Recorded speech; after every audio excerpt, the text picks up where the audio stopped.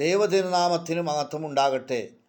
വീണ്ടും വരുന്നവനായ കർത്താവായ യേശുക്രിസ്തുവിൻ്റെ ധന്യമേറിയ നാമത്തിൽ എൻ്റെ സ്നേഹവന്ദനത്തെ അറിയിക്കുന്നു. യോഹന്നാൻ 15:6 പറയുന്ന കാര്യം നമുക്ക് നോക്കാം. എൻ്റെ പേര് ബാബു പോൾ എന്നാണ്. Pastor Babu Paul.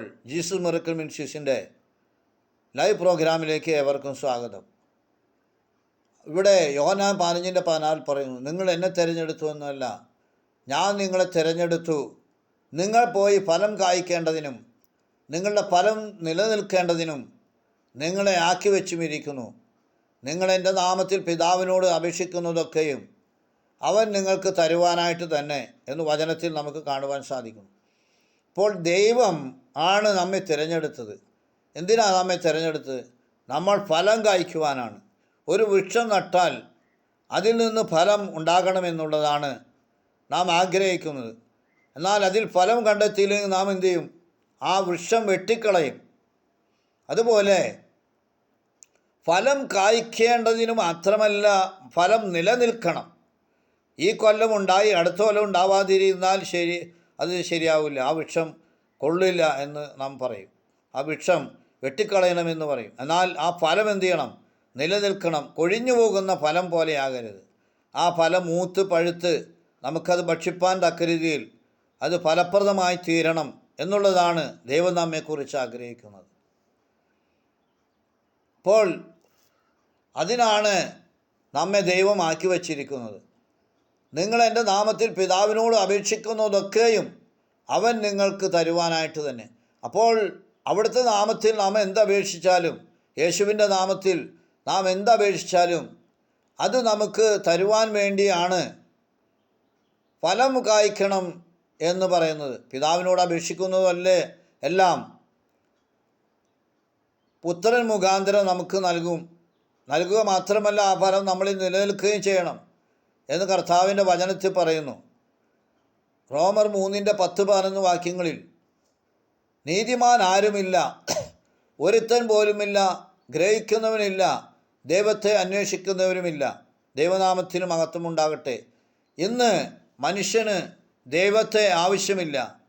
ദൈവത്തെ തള്ളിക്കളഞ്ഞുകൊണ്ട് ഈ ലോകത്തിൻ്റെതായ വ്യഗ്രതകളിലും കാര്യങ്ങളിലും മുഴുകി ജീവിക്കുന്ന ഒരു സമൂഹത്തെ നമുക്കിവിടെ കാണുവാൻ സാധിക്കും. ദൈവത്തെക്കുറിച്ച് നാം ഗ്രഹിക്കണം എന്നുള്ളതാണ്. നമുക്ക് പലപ്പോഴും ദൈവത്തെ ഗ്രഹിക്കാൻ കഴിയുന്നില്ല. ദൈവത്തെ നാം അന്വേഷിക്കുന്നില്ല. നീതിമാന്മാരായി പാപമില്ലാത്തവരായി ഈ ലോകത്തിൽ ആരുമില്ല. എല്ലാവരും പാപികളാണ്.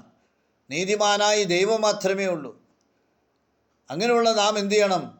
ദൈവത്തെ അന്വേഷിക്കുന്നവരായി തീരണം എന്നാണ് ദൈവം നമ്മെക്കുറിച്ച് ആഗ്രഹിക്കുന്നത്. സ്തോത്രം. ദൈവനാമത്തിന് മഹത്വം ഉണ്ടാകട്ടെ. ലൂക്കോസ് 19:10 പറയുന്നു, കാണാതെ പോയതിനെ തിരഞ്ഞു രക്ഷിപ്പാനല്ലോ മനുഷ്യപുത്രൻ വന്നത്. അപ്പോൾ നാം എല്ലാം ഒരു നാളിൽ കാണാതെ പോയ വ്യക്തികളായിരുന്നു. എന്നാൽ കാണാതെ പോയ നമ്മെ തിരഞ്ഞു രക്ഷിപ്പാനാണ് കർത്താവായ യേശുക്രിസ്തു നമ്മെ തേടി വന്നത്. നമുക്ക് വേണ്ടി കാൽവരിയുടെ കൊലക്കളത്തിൽ യാഗമായി തീർന്നതെന്ന് കർത്താവിൻ്റെ വചനത്തിൽ നമുക്ക് കാണുവാൻ സാധിക്കും. യോഹന്നാൻ 6:37 പറയുന്നു, പിതാവ് എനിക്ക് തരുന്നതൊക്കെയും എൻ്റെ അടുക്കൽ വരും, എൻ്റെ അടുക്കൽ വരുന്നവനെ ഞാൻ ഒരു നാളും തള്ളിക്കളയുകയില്ല. അപ്പോൾ പിതാവ് പുത്രന് കൊടുക്കുന്നതെല്ലാം എന്തു ചെയ്യും? പുത്രൻ്റെ അടുത്ത് വരും. എൻ്റെ അടുക്കൽ വരുന്നവനെ, യേശുവിൻ്റെ അടുക്കൽ വരുന്നവനെ യേശു ഒരു നാളും തള്ളിക്കളയുകയില്ല എന്നുള്ളതാണ്. നാം എത്ര പാപിയായിക്കൊള്ളട്ടെ, രക്താംബരം പോലെ കടുംചുമപ്പായ നമ്മുടെ പാപങ്ങളെ മായ്ക്കുവാൻ കഴിവുള്ള ഒരു കർത്താവാണ് നമുക്കുള്ളത്. 1 പത്രോസ് 1:3 പറയുന്നു, നമ്മുടെ കർത്താവായ യേശുക്രിസ്തുവിൻ്റെ പിതാവായ ദൈവത്തിന് സ്തോത്രം. അവൻ മരിച്ചവരിൽ നിന്നുള്ള യേശുക്രിസ്തുവിൻ്റെ പുനരുദ്ധാനത്താൽ തൻ്റെ കരുണാധിക്യപ്രകാരം നമ്മെ ജീവനുള്ള പ്രത്യാശയ്ക്കായാണ് ഇപ്പോൾ കർത്താവായ യേശുക്രിസ്തുവിൻ്റെ പിതാവിന് സ്തോത്രം ചെയ്തുകൊണ്ട് പത്രോസ് പറയുകയാണ്, മരിച്ചവരുടെ ഇടയിൽ നിന്ന് യേശുക്രിസ്തു ഉയർത്തെഴുന്നേറ്റു. എല്ലാവരും മരിച്ചു മണ്ണടിഞ്ഞു പോയപ്പോൾ യേശുക്രിസ്തു മാത്രം ആ കല്ലറയിൽ നിന്ന് ഉയർത്തെഴുന്നേറ്റു എന്ന് നമുക്ക് കാണുവാൻ സാധിക്കും. ആ പിതാവിൻ്റെ അല്ലെങ്കിൽ പുത്രൻ്റെ കരുണാധിക്യ പ്രകാരമാണ് നമ്മെ ജീവനുള്ള പ്രത്യാശയ്ക്കായി ദൈവം വീണ്ടും ജനിപ്പിച്ചത് എന്ന് കർത്താവിൻ്റെ വചനത്തിൽ നമുക്ക് കാണുവാൻ സാധിക്കും. ഈ വചനങ്ങളാൽ ദൈവം നമ്മെ അനുഗ്രഹിക്കുമാറാകട്ടെ. ആമേൻ.